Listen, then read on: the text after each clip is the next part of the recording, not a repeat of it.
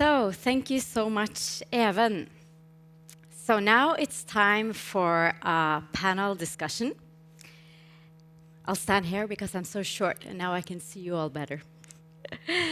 You have now been welcomed properly to the region, and we will start diving into the topic of the day.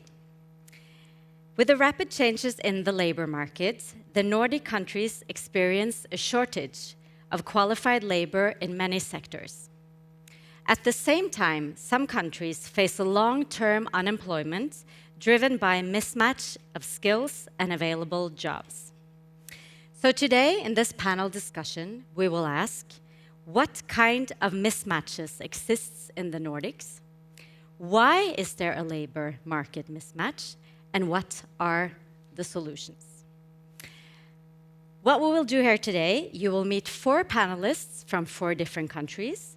They are all experts in their fields in different ways. And for the next 50 minutes, we will try to answer these questions, at least give it a go and try our best. First, each panelist will get 2 minutes to set the scene, to promote something they are concerned about, that they want to discuss. And then afterwards, we will discuss it more in detail and also come to try to talk about the possible solutions. The last 10 minutes or so of the discussion, we will open up for questions. So please, don't be shy. Prepare any question you want. I know that the panelists really want for you to bring on your perspectives as well. So, that being said, please welcome on the stage the panel. Come on out. Oh, applause.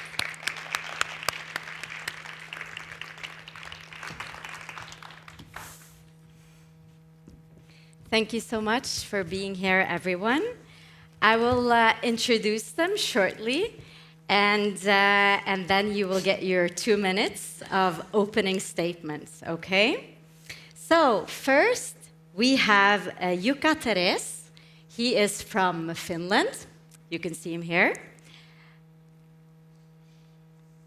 Jukka is a Doctor of Science and owner of Norrum, a Finnish company who provides consultancy in the broad field of regional development. And Jukka, as you can see, he is from Rovaniemi. And when I asked him what he liked about his hometown, the answer was, of course, snow. Well, you get snow here as well today, maybe not as much. But you also said that you like that it's perfectly sized, not too big and not too small. Then we have, from Norway, Marit Lofnes Mellingen. Welcome. You are the director at the Center of Competence of Rural Development in Norway. You can see Marit here. And she has an interesting background. She grew up in Mogadishu. It's far away. But then, between 2 extremes, you lived in Mogadishu until you were 3 years old, and then you moved to Lærgulen, which is very close to a place called Stad. And for those of you who are not from Norway, everyone in Norway knows where Stad is, because when the weather forecasts come, it's a storm at Stad. It's always a storm at Stad. So this very small place is far from Mogadishu, but what you loved most about the place growing up was fishing and seeing what was inside the net, which was crabs. Cod. Cod. Cod. Good. Okay, so from Denmark, we have Kresten Olesen. He is the director of RegLab Denmark, which is a network and think tank and a laboratory for professionals working with regional economic development. And Kresten, you live in Birkerød, But I'm not sure you grew up there. I'm born there. I live in Copenhagen. But on your Facebook page, it says Birkerød. Because you never answered my email when I asked you where you were from. So I Googled you. And then it said you were from Birkerød. So I will ask you, what do you love about Birkerød then? Well, I grew up there. Yeah? And it's only 20 kilometers north of Copenhagen. Right. So it was beautiful there. It was beautiful there. Okay. I Googled that it was famous for a very old church, almost 1,000 years old. Yeah, there are a lot of churches in Denmark. Lots of churches in Denmark. See, this is what happens when you don't answer my emails. Okay, so last and not least, our Swedish alibi, Jimmy Sun. Here you are. Jimmy Sun is an analyst who has worked on issues of gender and labor market, sustainable development, and higher education, often on behalf of the Nordic Council of Ministers or within various EU collaboration. And when you told me you were from Grums, I was so happy because I drove through Grums this summer and I saw the paper factory that you were talking about, because Grums is a very small town organized around this paper factory. And it's located in the very beautiful part of Sweden called Värmland. And what you love most about Värmland is, of course, the lakes, because they are truly, truly beautiful. Okay, then. Are you ready for your 2 minutes, or maximum 2 minutes statement? And if you use more time, I will stop you, okay? Who wants to go first? Jukka.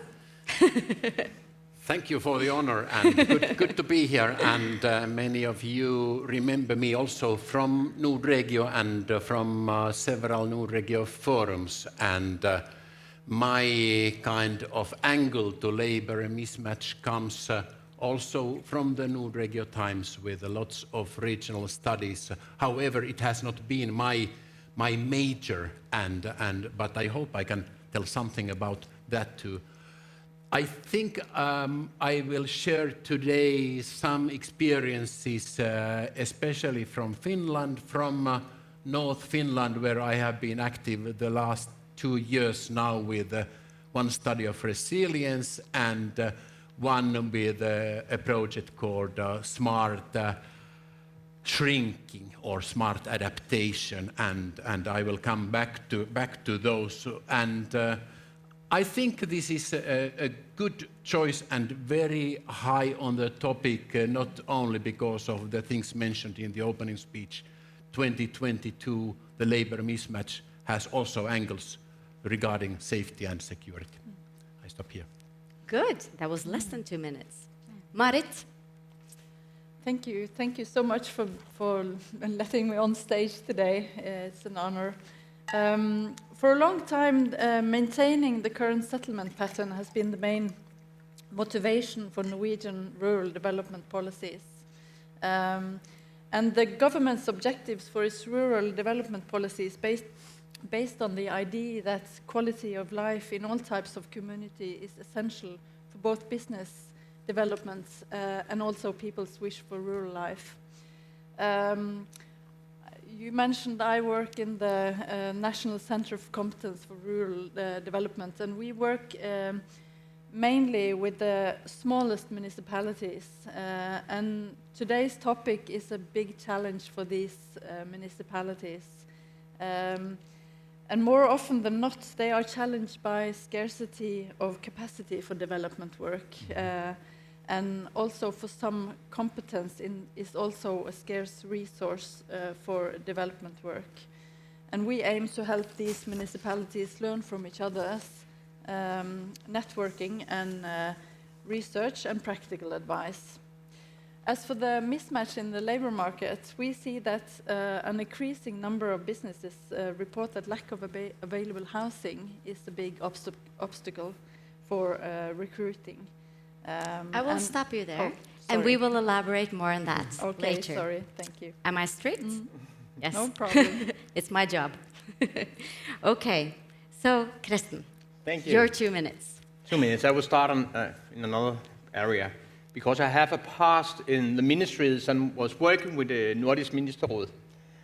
And in these days, you should talk your native language. So we never understand what each other says. It's only 6 or 7 years ago where it was allowed where we speak English to each other, and I welcome that. Well, back on the topic. We have made some rather large inquiries in how companies are facing these challenges. And one huge fact is that the company are struggling a lot in this. This is by far the largest challenge for competitive.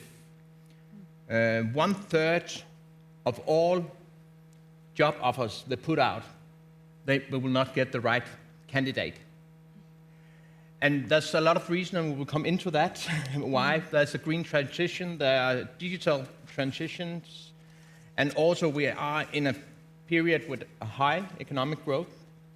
Now maybe we are facing with the inflation another time, but that has also met the challenge in that area.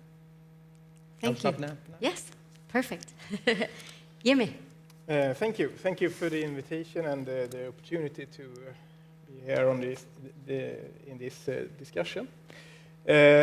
Most recently, I have been working within a Nordic program on sustainable lifestyles. And in public debate about the green transition, there is often a focus on behavioral change, that we should live, consume, and travel with less climate impact.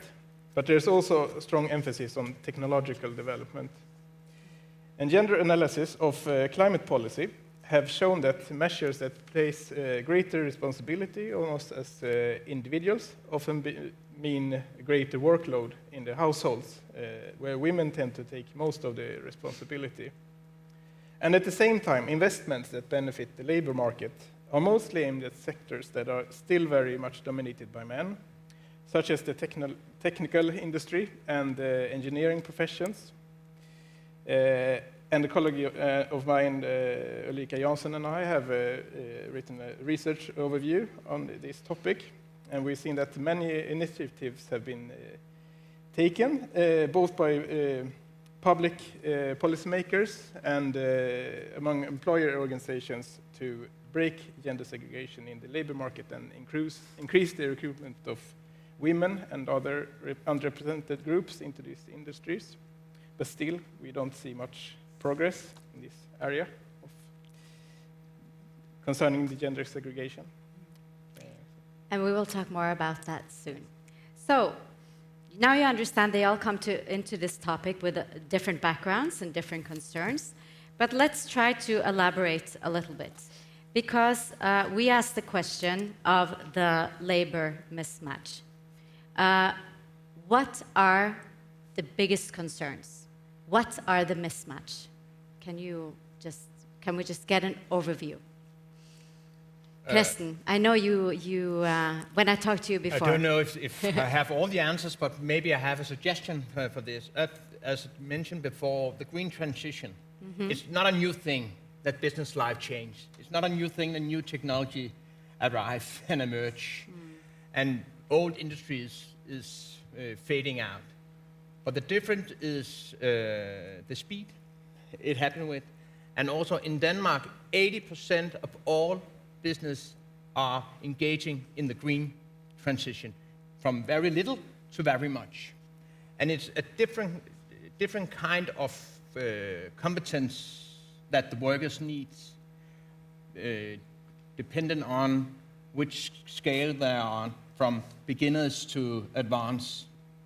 And I believe that will take time in education, in the schools, to meet this gap. But it also that we have about zero unemployment. We only have the structural unemployment.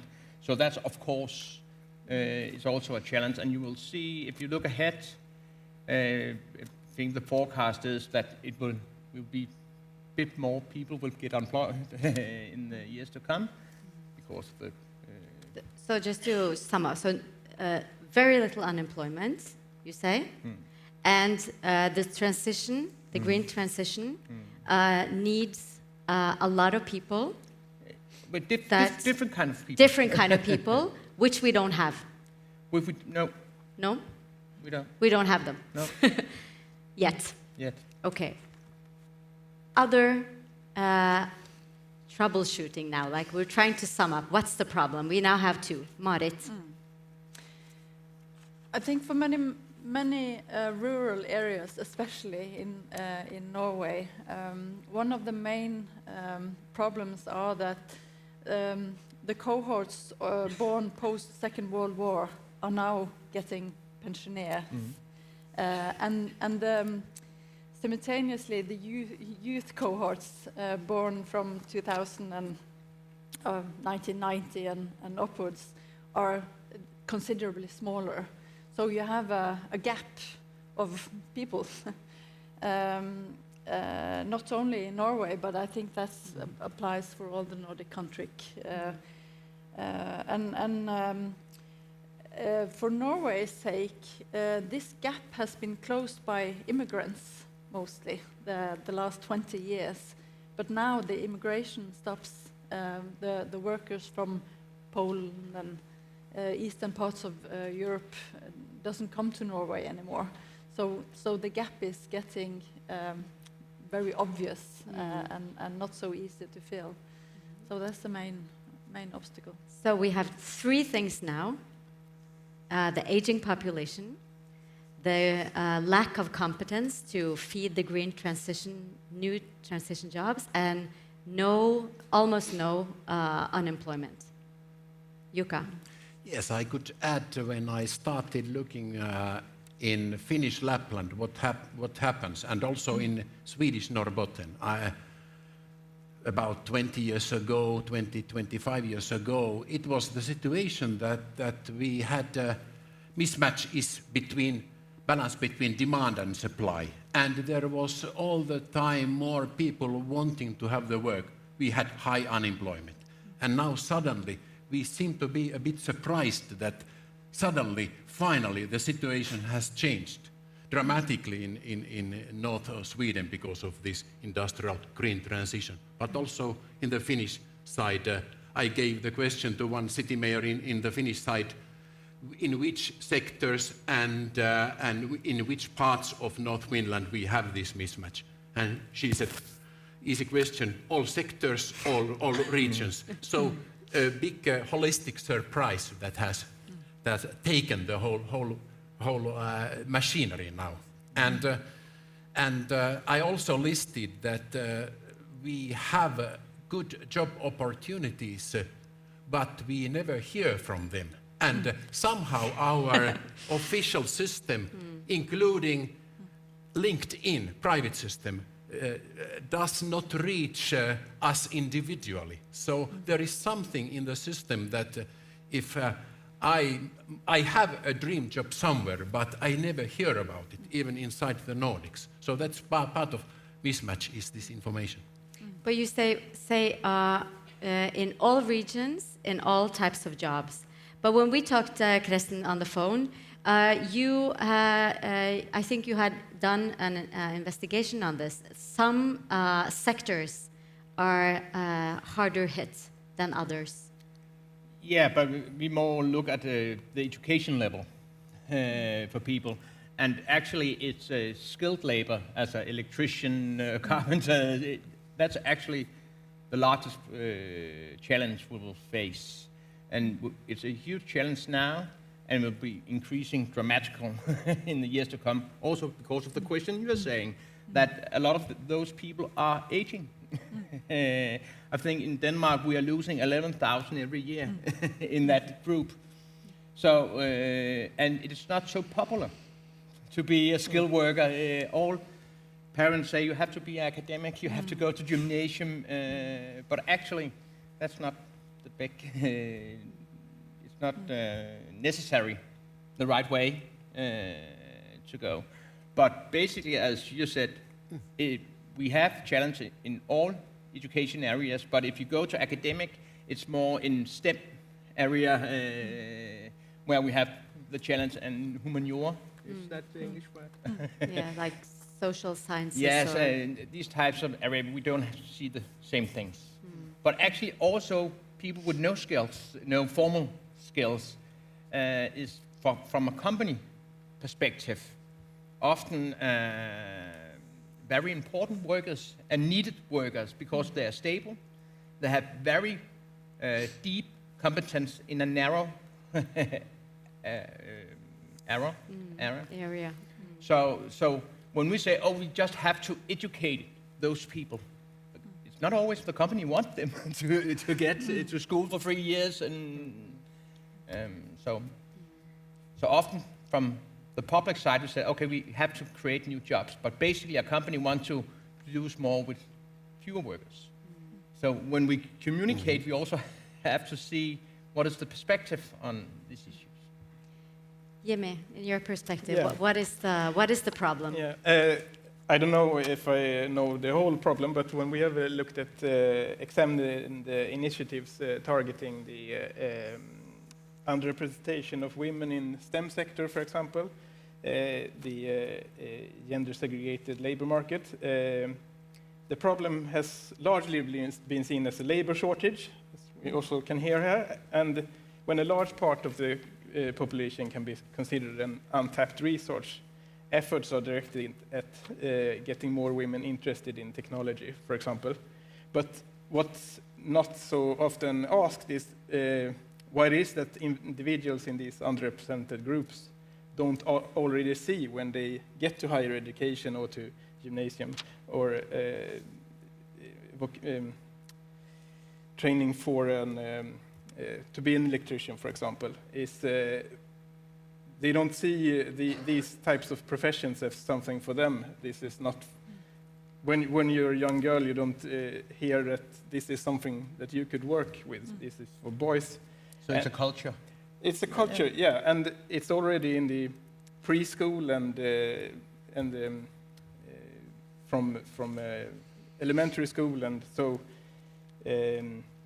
and the initiatives that often are targeting these problems don't ask these questions. Initiatives such as inspiration days and mentor networks, and they don't ask the question, why isn't this rational to choose this type of professions for a part of the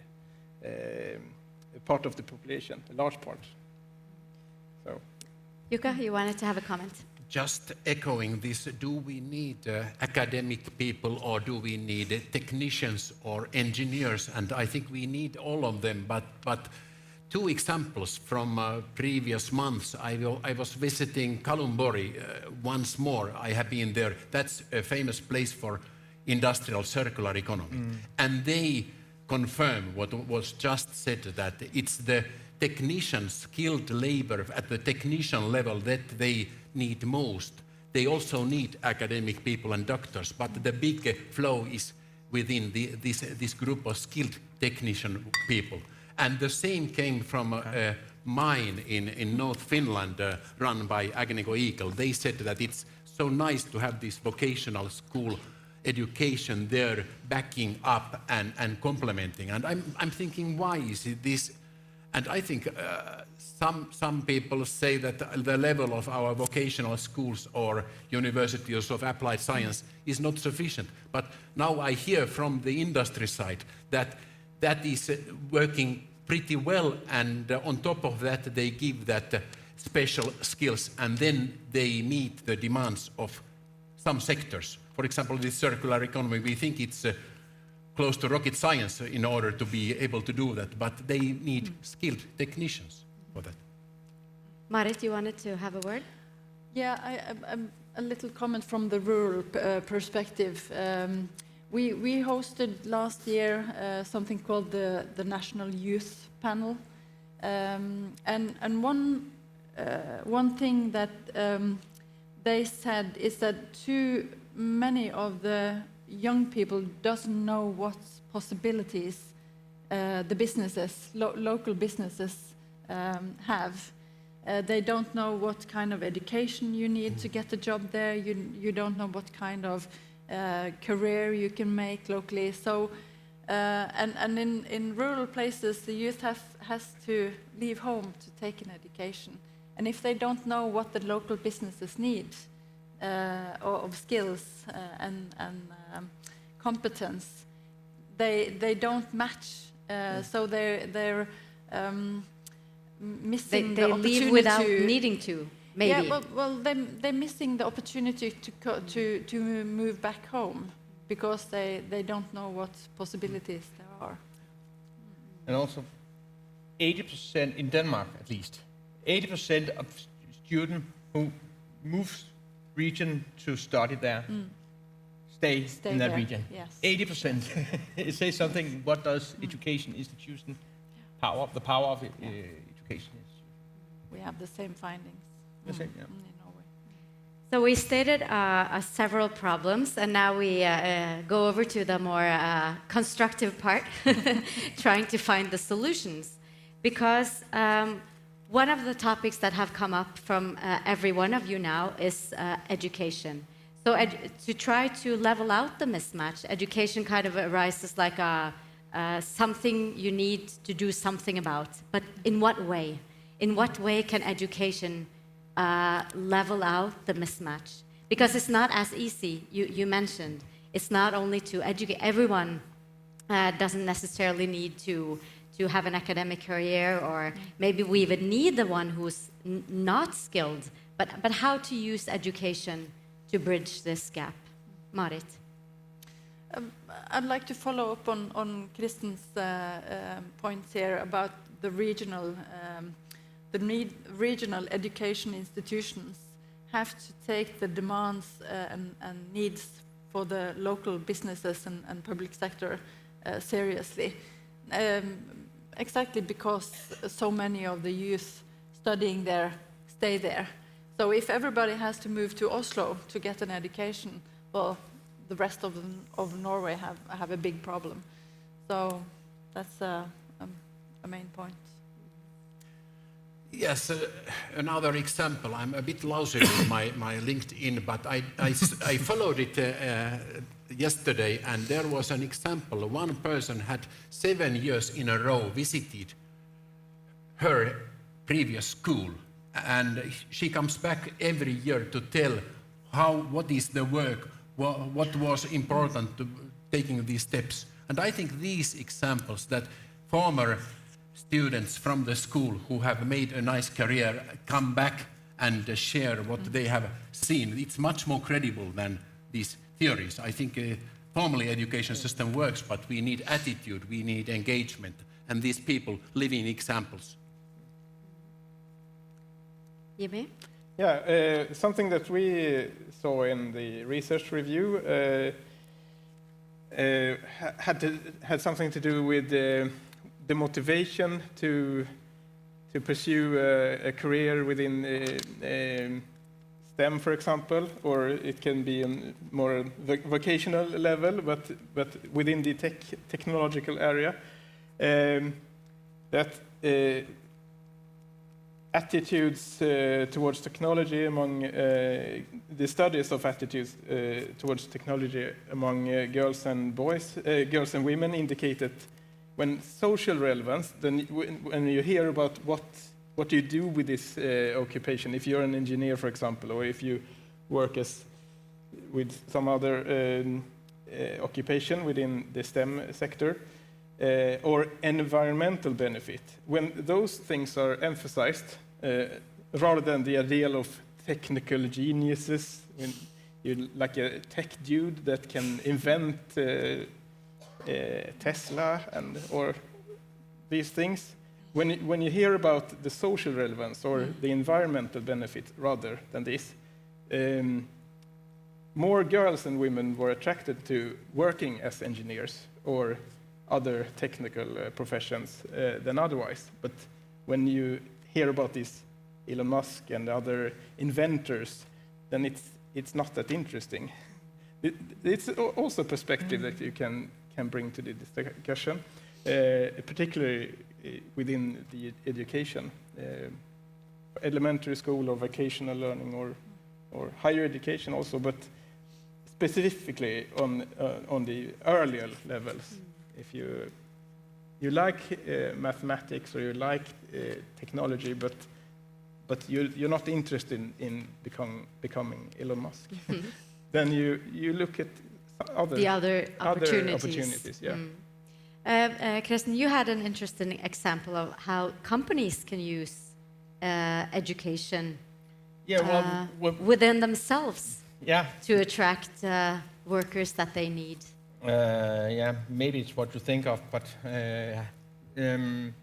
if you look at the companies who's successful trying to attract the competence they needed, they have a rather long perspective, and the competence is getting closing in on their business plan. It's not, okay, we got a new order, we don't have the people, let's find some people. They're starting looking forward, okay, where we want to be in 1, 2, 3, or 4 years, what markets are we going to be on, what technology we're going to use. And we're going to start, okay, do we have the people we needed? Can we get them? And if we not can get them, then they started to make education. They do it with the formal education system, the public education system, but they also, to a large degree, do it internal, set up education system internal, and also to the private sector. And today we can see that, as I mentioned in the beginning, 1/3 of all jobs are not getting employed by the competence as they were required. So a lot of companies is using substitution, saying, okay, we make vertical or horizontal substitution, that you have a candidate who don't have all the competences that the company needs, and then they make some internal, external, or with the public system to upgrade them. That can be in small things and in large things. One more thing, that's one solution. I think another important solution we have to look at is small courses, or we can also call them micro-credential. European Union is talking about this, but it's basically in specific areas to when you have a candidate who's finished up university, have 3 months, 4 months, very specialized, focused course. There are examples that this is very effective, and I think it's what 80% of new educated people who got a job in this area. Yes, I continue with that. If we attract people, can we keep them? And from the resilience study in Northern Ostrobothnia in Finland, there was this big technology company and said, we seem to get the candidates in, but then comes certain phases. The first year when they work, it's kind of hype year. They are so excited that they look through fingers if there is a well-being in the community or what's happening, or they are not that homesick.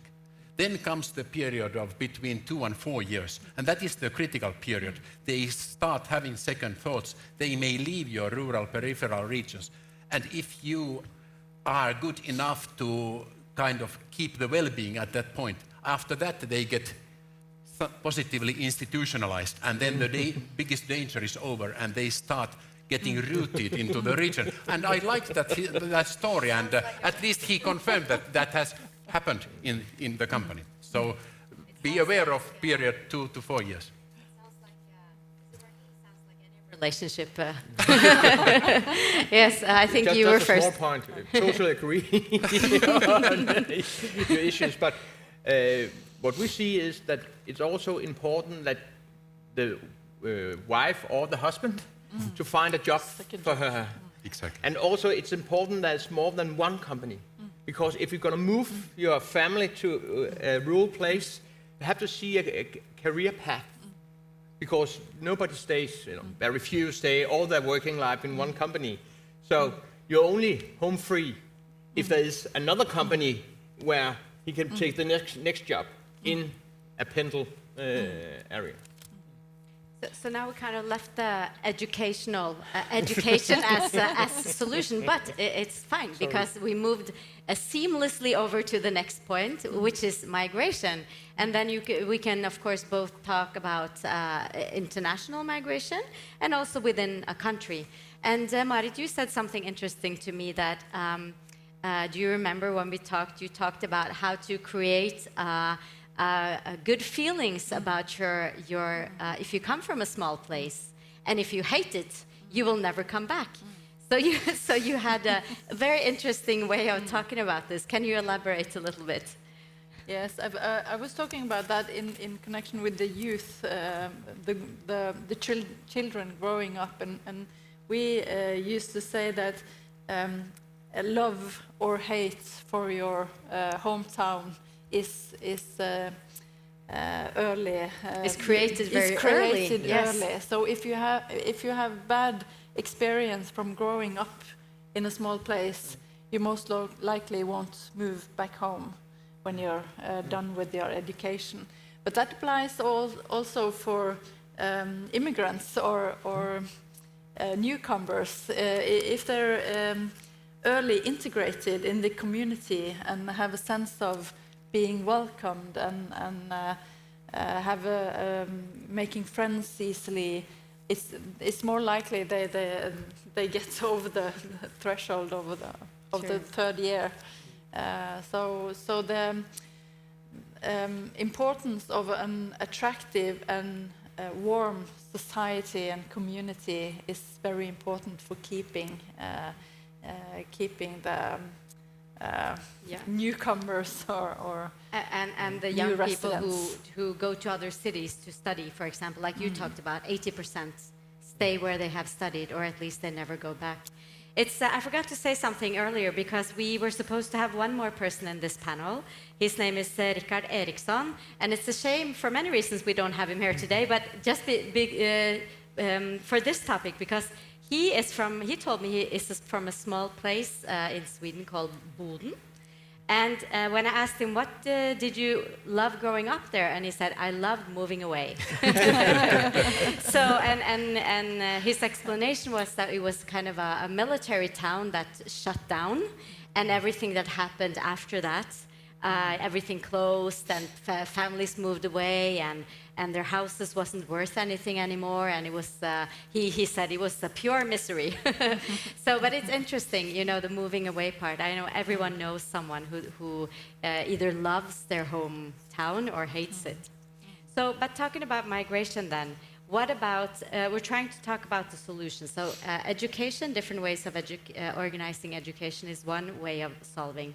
But we moved on to migration, and we're talking about how to keep people. But is there any chance of getting,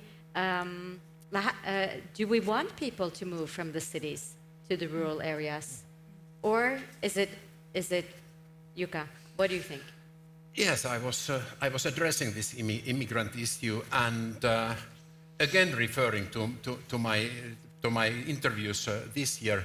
There was this serial entrepreneur with owning many companies, and he said, now from North Finland, you can agree or disagree in other regions, that actually we cannot select which immigrants we want to have. There seems to be this tendency that we are selectively choosing the right ones from the flock that is for us. He said there are 200 other countries competing, many of them are immigrant friendly. This time is over. So we should totally rethink this and, as you said, welcome them, and then some of them may be interested in our regions, but it's not our selection process anymore. I think one big issue in all this that maybe is, I don't know, a solution, but a way forward is this work from home, digital... like technology as a solution. Yeah, new technology that means that you can work from far distance. If you only have to go into a workplace 2 days a week, then you can live further away, so to speak. That, in my point of view, there's only 3 reasons why you leave: education, job, and love. And from driving distance from these three areas, that's where you settle down. And of course, there are some people who live on their own. But but this can basically increase the area where you can live according to this area. I know in Sweden they are rather skilled in making houses where you can take distant education and also distant working and like where you can come together with yes, other people with in the other same people. situation. So you also have a community right. there Not just sit and at a home. social integration. Right. Marit? Yeah, and a little follow-up, because you mentioned job for two, not just for one. Job is important to make people stay, but housing is also quite important to make people stay. And many rural places, at least in Norway, has serious troubles with the housing market. There are simply not enough available houses and a variety of houses and apartments for both buying and leasing. A recent study showed that an increasing number of Norwegian businesses report that lack of housing is a major obstacle when recruiting. They have the candidate, they have the position, but the candidate can't find a place to live. And that's because of, in Norway, there's an abundance of houses, but they're often second homes or kept in the family for sentimental reasons and not available on the open market. This calls for a more active municipality compensating the lack of investors. And you also have some good examples of some communities who have done something about that. Absolutely. Could you mention that? There are a lot of intriguing examples. Lovund, for example, where they have built a small group of micro houses for new workers. Very nice micro houses. If you Google it, Lovund, it looks very nice. Yes. And as you explained to me, it was what they could offer the workers before was brakker, how do you say, like shacks or like worker shacks, very, very miserable. You fly workers in and they work 3 weeks and they fly out. Here they have a more stable opportunity. But what about another way of solving or bridging the mismatch is like government's investments, because in Norway we have a long tradition, as you opened with saying, Marit, of the government is spending a lot of money investing in the fact that they want people to stay in the rural areas. But you are talking about, Jukka, you are talking about smart adaptation instead of shrinking. Yes. But you also said that shrinkage is unavoidable. It will happen anyway. Should we just give up? We can use the money on something else. I think that's a good point. And in the international literature, they talk about smart shrinking for many rural regions, which means predestinated to slowly go hand in hand towards graveyard or somewhere. And we don't accept it, we don't want it. So we know there are chances. And like we say take the northern Sweden, Norrbotten case. I remember in 1990s, the last one shuts down the lights. And now 50 to 100,000 more jobs are being asked. Situation can change quite dramatically, quite fast also. But I would also like to mention this word which has not been said yet about the multilocality. And maybe a solution if we want to have not the whole family, but more than one single person going there and being bored during the weeks there. Maybe there is a 1.5-person solution somehow, so that one person comes to this rural region for the job, the other one comes with a flexible solution. For example, with government office, like you said, 2 days a week, or even a period, like we see in tourism, the spring period somewhere else, and there are solutions. So maybe multi-locality. I know Nordregio is actively studying it, and including remote work. There, I think we may have solutions also to local mismatch. Not for everybody, but those who want to have two places. And there are people, including me. In Denmark, we're seeing increase in people moving in their second home during the pandemic and afterwards. So that's maybe also a solution.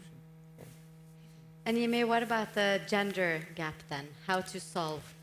Quick, you have 1 minute, no?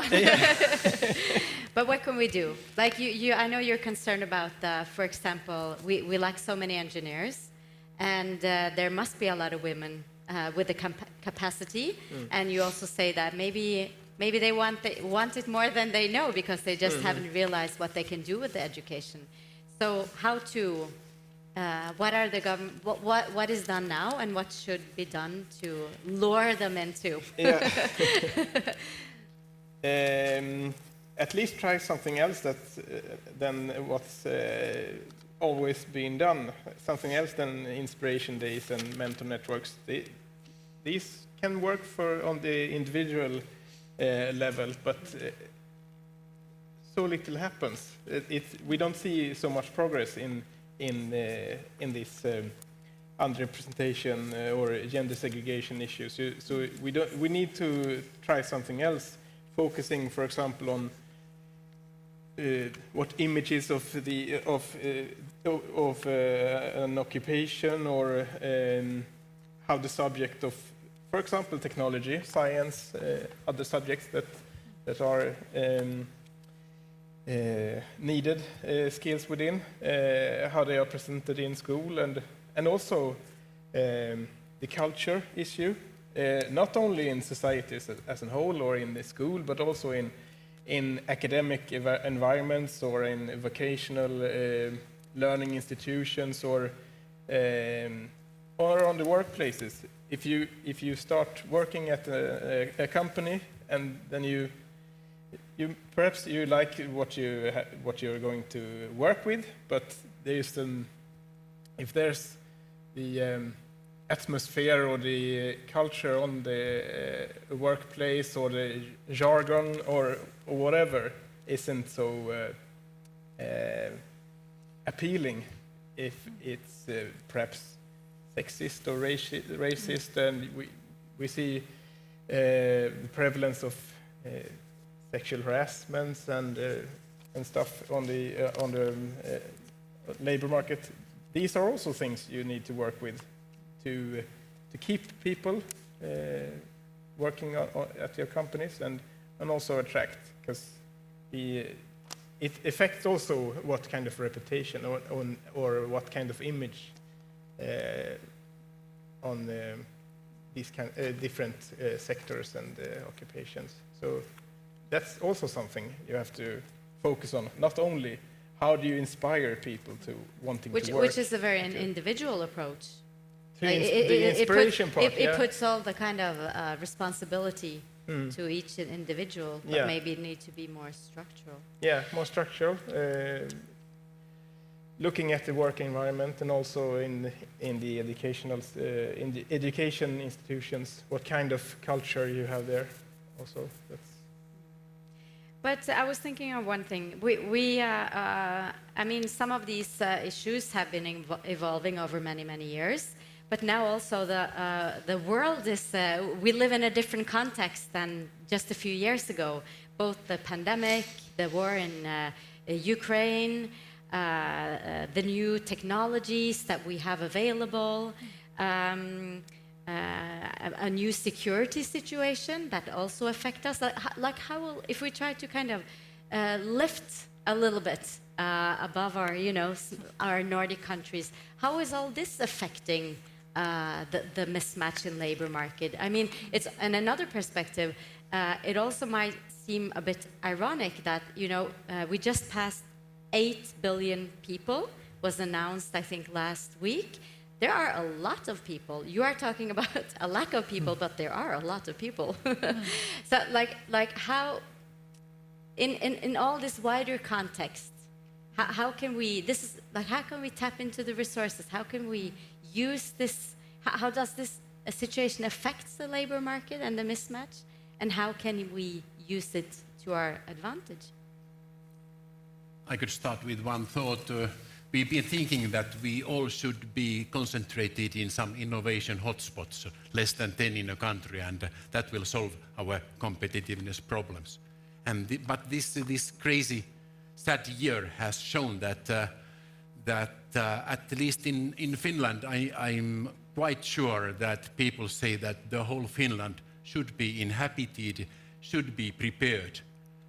Before 2022, this was not the discourse. So times are really changing, and labor mismatch is in the dynamic turbulence, maybe also in positive sense, so that I think the message here is that we should be prepared and the time will come, and I thought the time will come in some tens of years, but suddenly the time is here. So it's sad, but at the same time it's opening big opportunities. Now it's time to grasp. Marit, what do you think? It's a big question, It's I know. a big question. But you told me something interesting about a point about security, like making sure, for example, Norway has inhabitants all over for security reasons. Is this the same point as Jukka has? It's more important than ever that Norway is populated along all our borders, especially in the north. But I think we have a big challenge securing sustainability in our public services. Just because of the lack of people. The elderly are getting quite a few more of them, and they need care, and we need educated nurses and doctors and all over Norway. So we have to do a big job of making the local communities attractive to more people, both other Norwegians, but also immigrants, because they are a big resource. So migration is part of the solution, I think. Do you want to say something, Kresten? Yeah, because I agree that we have a challenge with the rural area, but when it comes to this, it's also an issue in Copenhagen, Stockholm, Malmö, of the big cities. Maybe they are a little bit different, but this is all over the place. And when all companies I talk with, they say we don't need those strict rules. In Denmark, I don't know the exact rules in Norway and Sweden, but in Denmark we have very strict rules for when they can apply foreign workers, and they need them. So that's a political discussion, but there's no doubt that the companies need them. They want them, and they're ready for them. And then you have to set up something compared to the earlier discussion. How do you settle a family in? How do you onboarding? How do you make connection, make friendship, make college, make kindergarten for kids? So I think if we open up, there will be a lot of possibilities. But we also have to realize this mismatch is not only in our countries. It's everywhere. Yeah. But we also see that many businesses and municipalities don't manage to make use of the level of education many immigrants actually have. Partly because of the rules, but also partly because of ignorance, or I don't know. But there is a potential of making use of the education the immigrants already have, if we can translate it to our needs. Okay, so we have time for a few questions. Anyone who wants to ask this panel of experts anything? Are there any hands? You can think a little bit. This one. Oh, is there? Oh, I didn't see you. Great. Can I give you a microphone? You see, it's a funny microphone. It's called a catchbox. And I can throw it to you. But I'm a little bit scared because I'm scared to hit you. But I'll try, okay? Oh! I hope it works. Hello.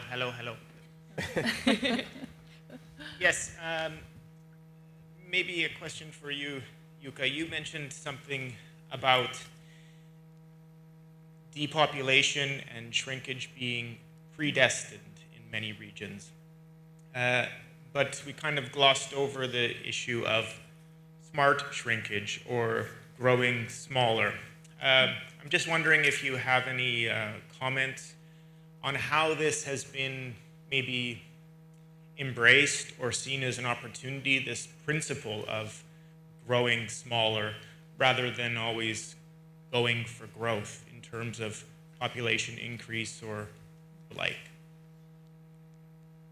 Yes, I could start. Smart shrinking, this is the international research term, and it's fine for shrinking regions. And in Finland, 2/3 of the municipalities are shrinking during the last 2 decades. So it's the phenomenon. But we think that the better word is adaptation, and why? Because of this predestination. However, it should not be hyped so that we say that the problems will be solved and this demography will turn automatically. It will not. It's the smart ways of doing things with less people registered in your community. And then comes several solutions, including multi-locality, as we had, including networking with the neighboring municipalities, etc. And also this attitude. And I had one example of Laxå commune in Örebro in Sweden from that smart adaptation. I would call it human touch. We have these job search robots, and they take care of the whole community, and you just fill in and the robots take care. I think deep down we don't trust them alone. We need the human touch. We need the person there to interpret the robot and help and take the immigrant from hand and come. I think this is the smart adaptation for smaller communities and competitive advantage that metropolitan regions, maybe because of size, cannot promise. Good. Yes, another question. Where is the box? Oh. Was it another question there first? Yeah, perfect. So you go first. Whoever holds the catch box has the power. Okay, thank you. I think it's been a very good discussion. I'm from Nordregio. I was thinking a bit about this issue. About these, you talked about linking the businesses to the youth, and I think it's very important in the rural areas that they get pride of their own areas. And I was last week in Denmark at the Rural District Research Conference, and there was this PhD about this prejudgment we have about it's being, to go to the cities is being cool, this is what is high, this is what's important. While as one told, I have 4 children, 3 studying in Copenhagen, but nobody talks about the youth in Copenhagen or in Oslo going to the rural areas, because that is not hype. There is something there that we don't think it's cool. So there's a cultural issue that is very much linked to that the rural should go out, maybe come back, but not the vice versa, which is very closely linked to being proud about where you come from. And that is also about, we have these fantastic businesses, they do great new jobs in green transition. How can we create that they have pride in them, paying them for summer jobs and making nice courses, etc. So maybe you have some comments on that. Thank you so much. Then there's a question over there. Try not to hit her too hard. Do you want me to comment on... Oh, very good. Anna, do you want me to comment on We'll take the question first, and then... Can you hear me? Yeah. Yeah. Yes, thank you so much. My name is Lisbeth Iversen, comes from Arendal in the southern region of Norway. I'm just wondering if we are not answering one question, because I heard in the introduction today that there's only 1.4% of unemployment here. But still, I think most of the Norwegian municipality has a high rate on social welfare. People, especially young people, in Agder, which is the county where I come from, we have up to 30% of the young people are on some kind of almost full percentage of social welfare. So I think we need to get people back. I think we need to also see, could some of the future jobs be 25%, 50%, and even 100? And that is our main work in the south. So I'm thinking, are we just giving up on the lost generation, or could they actually be our future workforce? And is that only in what should I say, in our present education system, or do we have to do like we have been trying to, like make a good enough school, which is not a university, but it's just to get people a permission to work in a restaurant? So we make things so very complicated. So I'm kind of fighting for getting these people back into business and give them possibilities, maybe. Thank you so much. Marit, a very small short comment to the first question. Very short. Very short. I totally agree. And one of the things that the youth panel said to us is that, or they emphasized the importance of a positive storyline. They say the public debate often tends to focus on the negative things.